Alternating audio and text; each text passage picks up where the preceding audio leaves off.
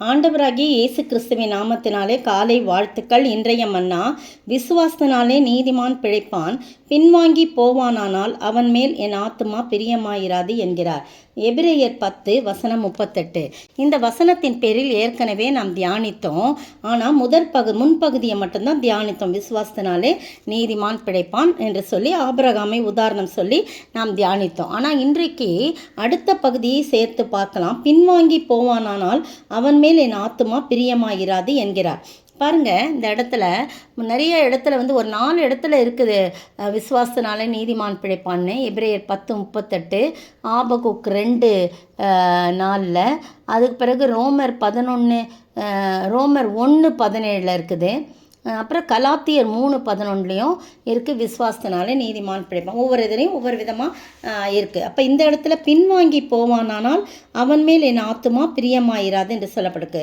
எந்த ஒரு மனிதன் கலப்பையில் கை வைத்து விட்டு பின்னோக்கி பார்க்கக்கூடாது அப்படின்னு சொல்லி வேதத்தில் நம்ம புதிய ஏற்பாட்டில் சுவிசேஷ பகுதியில் நம்ம பார்க்குறோம். அப்படியாய் பின்னிட்டு பார்க்கக்கூடாது, பின்வாங்கி போகக்கூடாது. ஆண்டவரை விட்டு நாம் பின்வாங்கி எந்த ஒரு சூழ்நிலை என்ன தொழுது என்ன பிரயோஜனம் இப்படிலாம் இருக்கு அப்படின்னு சொல்லிட்டு நம்ம என்ன பண்ணக்கூடாது, பின்வாங்கி போகக்கூடாது. நாமும் கெட்டு போக பின்வாங்குகிறவர்களா இராமல் ஆத்துமா ஈடேற விசுவாசிக்கிறவர்களாக இருக்கிறோம் அப்படின்னு அடுத்த வசனம் 39ஆம் வசனம் சொல்கிறது. அப்போது பின்வாங்கிறது எதுக்கு? கெட்டு போகிறதுக்கு தான் பின்வாங்குறோம் இல்லையா அப்படின்னு வேதம் திட்டம் தெளிவாக இருக்குது. அப்படிலாம் நம்ம கெட்டு போக பின்வாங்கிகளாக இராமல் ஆத்துமா ஈடேற விசுவாசிகளாய் இருக்கிறோம் என்று சொல்லப்பட்டிருக்கு. அப்போ விசுவாசத்தினால தான் நீதிமான் பிழைப்பான். பின்வாங்கி போனால் அவன் என்ன பண்ணாது, அந்த ஆத்துமா மேலே கர்த்தர் பிரியமாக இருக்க மாட்டார். 2வது, அவன் பிழைக்கவும் முடியாது என்று சொல்லப்பட்டிருக்குது. 1 ராஜாக்களின் புத்தகம் 9ஆம் அதிகாரத்தில் பார்த்தீங்கன்னா அதில் சொல்லப்பட்டிருக்கு, பின்வாங்கிறத குறித்து அதில் சொல்லப்பட்டிருக்குது.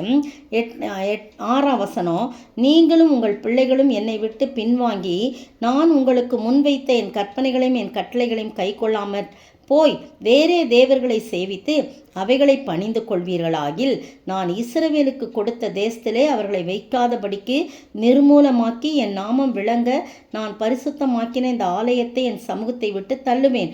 அப்பொழுது இஸ்ரவேல் சகல ஜனங்களுக்குள்ளும் பழமொழியாகவும் வசை சொல்லாகவும் இருப்பார்கள் அப்படின்னு சொல்லப்பட்டிருக்கு. சாலமோன் கிட்ட ஆண்டவர் 2வது முறையாக தரிசனத்தில் தோன்றி அவர் சொல்கிறாரு, நான் உனக்கு கட்டளையிட்ட எல்லாவற்றையும் நீ செய்த நாள் அவசரம் என் கட்டளைகளையும் என் நியாயங்களையும் கை கொள்ளும்படிக்கு என் சமூகத்தில் மன உத்தமும் செம்மையுமாய் உன் தகப்பனாகிய தாவீது நடந்தது போல நடப்பாயானால் இஸ்ரவேலில் சிங்காசனத்தின் மேல் உட்காரும் புருஷன் உனக்கு இல்லாமற் போவதில்லை என்று உன் தகப்பனாகிய தாவீதோடு நான் சொன்னபடியே இஸ்ரவேல் மேலுள்ள உன் ராஜ்யபாரத்தின் சிங்காசனத்தை என்றென்றைக்கும் நிலைக்க பண்ணுவேன். ஆனால் நீங்களும் உங்கள் பிள்ளைகளும் பின்வாங்கி என்னை விட்டு பின்வாங்கி போனீங்கன்னு வச்சுக்கோங்க, அப்போ என் கற்பனைகளையும் கட்டளைகளையும் கை கொள்ளாமல் வேறே தேவர்களை சேவித்து அவைகளை பணிந்து கொள்வீர்களான. சாலமோனை குறித்து திட்டமும் தெளிவுமா கர்த்தர் பேசுறது இது பாருங்க. அப்படி சொல்லி பணிந்து கொள்வீர்களாகில் நான் இஸ்ரவேல் தேசத்தில் உங்களுக்கு கொடுப்பேன்னு சொல்லி வாக்குத்தத்தம் பண்ண தேசத்தில் உங்களை வைக்காதபடிக்கு நிர்மூலமாக்குவேன், அழித்து போடுவேன், நீங்கள் பிழைக்க மாட்டீங்க. என் நாமம் விளங்க நான் பரிசுத்தமாக்கின இந்த ஆலயத்தையும் நான் என்ன பண்ணுவேன், தள்ளி போடுவேன். நீ எவ்வளோ அருமையாக கட்டி வச்ச அந்த ஆலயத்தில் நான் வாசம் பண்ணுவேன், என் கண்கள் எப்போதும் அதில் திறந்திருக்கும் அப்படின்னு சொல்லி நான் 3ஆம் வசனத்தில் கர்த்தர் அவனை நோக்கி, நீ என் சமூகத்தில் செய்த உன் விண்ணப்பத்தையும் உன் வேண்டுதலையும் கேட்டேன், என் கட்டின இந்த ஆலயத்தில் என் நாமம் என்றைக்கும் விளங்கத்தக்கதாக அதை பரிசுத்தமாக்கினேன், என் கண்களும் என் இருதயம் என்னாலும் அங்கே இருக்குன்னு சொன்ன ஆண்டவர் என்ன சொல்கிறாரு, நீ பின்வாங்கி போவாயாகில் நீ என்னை விட்டு பல தேவர்களையும் இதையும் நீ வணங்குனா நான் என்ன பண்ணுவேன், உன்னை நான் நிர்மூலமாக்குவேன்.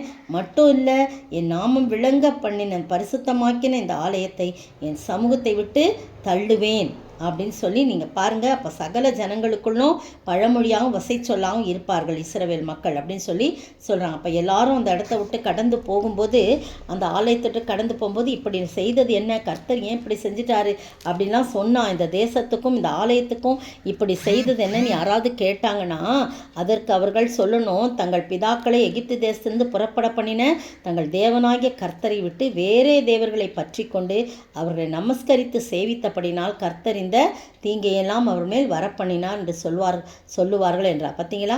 அப்போது நம்ம கர்த்தரை விசுவாசித்தால் பிழைப்போம். ஆண்டவரை விசுவாசிக்கும் போது நாம் பிழைப்போம்.